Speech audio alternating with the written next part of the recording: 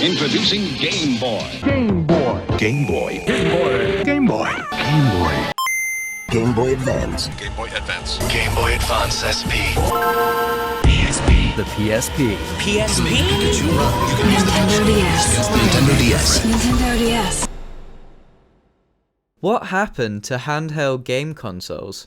Ever since the release of the iconic Game Boy in 1989, all the way through to the 3DS and PS Vita in the early 2010s, it seemed like these portable systems with massive and high quality games libraries were everywhere. But now they seem to have essentially faded into obscurity. Now, you can quickly rebuke that statement by going, oh, what about the Nintendo Switch?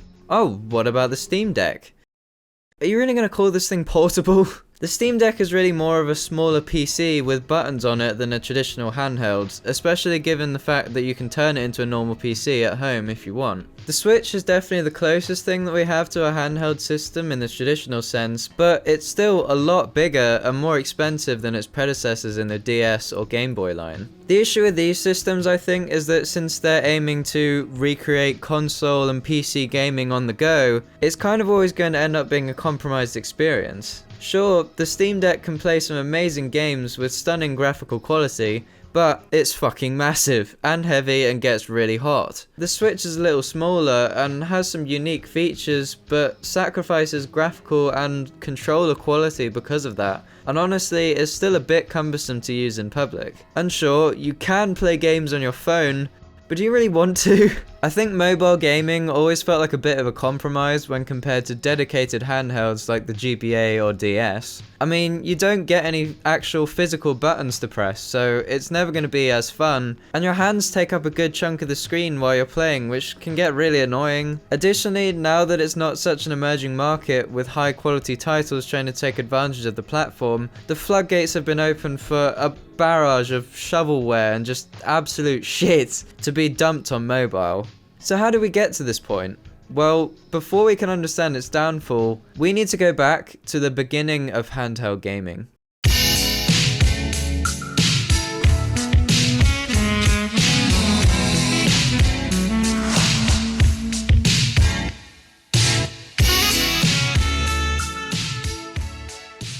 Devices like these have been around for a really long time, almost as long as arcades and consoles themselves. We had the Microvision in 1979, which was a bit ahead of its time, being the first portable console with interchangeable cartridges. However, it was a huge commercial flop. The first handhelds to really break into any sort of market was Nintendo's Game & Watch line. These could be considered a bit of a step back from the Microvision, as each device was its own game and there was no way for that to be changed. If you wanted to play a different game, you had to buy an entirely new system, which meant it would quickly become unfeasible to carry them all around. Overall though, these systems were perfectly fine given the landscape of games at the time, but it wasn't really until the original Game Boy that a dedicated handheld device became a household name. It was a massive success and absolutely dominated the handheld market during the 90s. It also established Nintendo's ruthless chokehold on the handheld market that would continue to this day. Many systems like the Sega Game Gear and Atari Lynx tried and failed to dethrone the Game Boy as the top handheld.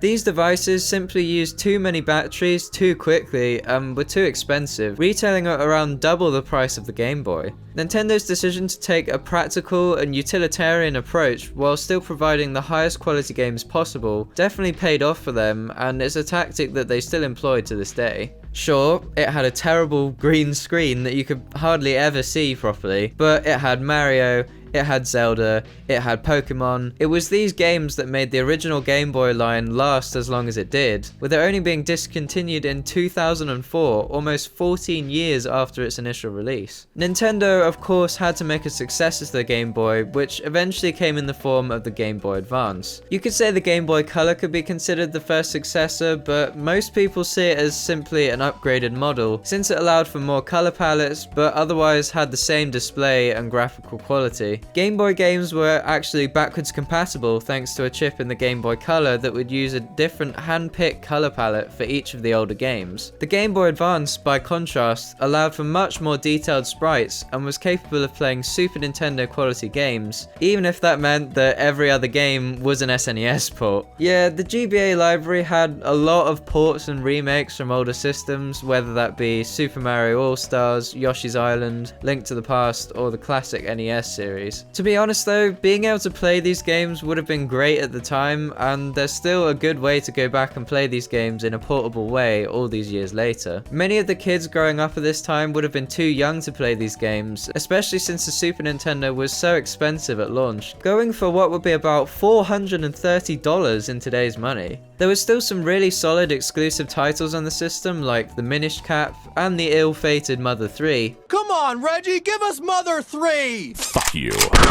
And it's overall a pretty underrated system in my opinion that still has a very high quality library of games that were a bit overshadowed by its abundant ports and rehashes. At this point, Nintendo was again on top of the market with virtually no competition at all, with their previous competitors either discontinuing their handhelds or bowing out of the hardware market entirely. Nobody could even come close to the Big N's massive library of games and their competitive price point. And this is a running theme in the handheld market where your choice of gaming handhelds are essentially limited to whatever Nintendo is offering at the time. Although surprisingly at this time, Nintendo's home console sales were really suffering, with seemingly no one wanting to pick up a Nintendo 64 or GameCube by the time Sony and Microsoft's shiny new consoles were hitting the market. So Nintendo's handhelds like the GBA and DS really became their only big success that they could reassure investors with in the early 2000s.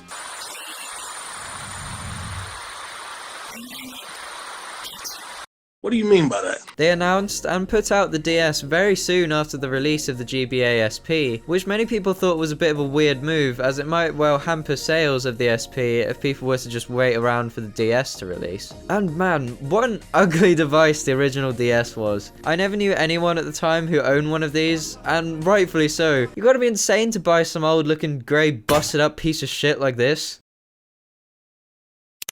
With Nintendo fans left unsure with the release of the GBA and DS so soon after one another, this was the perfect time for a new competitor to enter the market. And seeing the success that they had with the original PlayStation, Sony decided to fill that gap with the PlayStation Portable. This thing was an incredible piece of tech at the time, being able to run PS2 quality games on the go.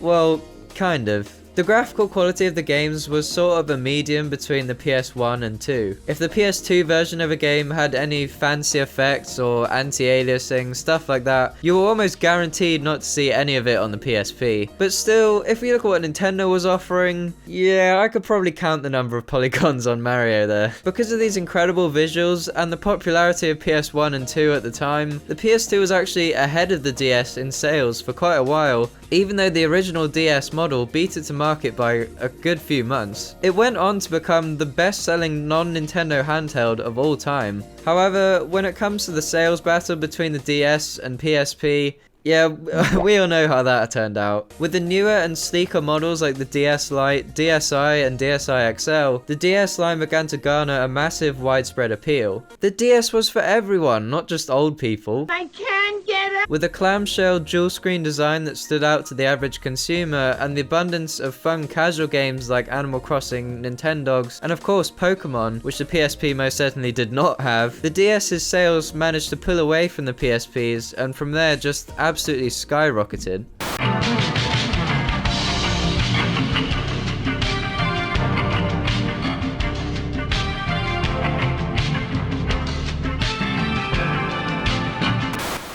By the time a new successor to the DS was becoming a necessity, Nintendo was still sitting pretty in terms of their handheld sales. By 2011, they had released a successor, the 3DS, Nintendo 3DS comes with an extending stylus. Hello, little stylus. Hello, Mario. which was a DS with better graphics and an optional glasses-free stereoscopic 3D effects. The 3D part of the 3DS definitely always felt a bit gimmicky. I suppose it was probably just introduced because of Nintendo's philosophy on every console needing to be unique. I guess you could make the case for something like Super Mario 3D Land, but like, It kind of seems like they just created a problem only to solve it with their weird ass gimmick. As a kid, I had the first 2DS model, and again, what the hell are you doing, Nintendo?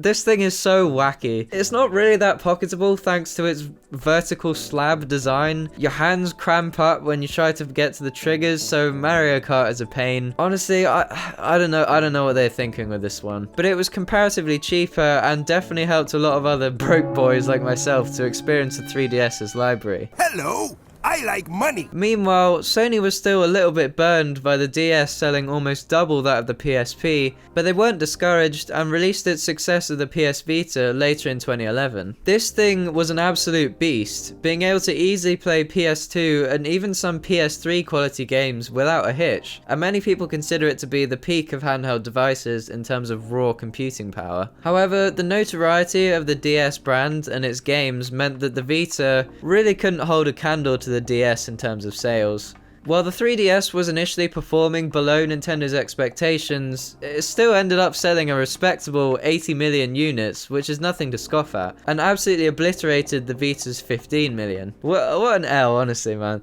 Imagine if a Nintendo console only sold 15 million units. Oh yeah. Since then, we've had the new 3DS and 2DS line, which was just a 3DS with better processors and a tiny second analog stick. That's it. And the PS Vita was essentially discontinued by 2016, with physical copies of games stopping production, marking the end of Nintendo's only real competitor in the dedicated handheld market. I guess apart from this thing, but yeah, let's be real here, that's not gonna fucking work.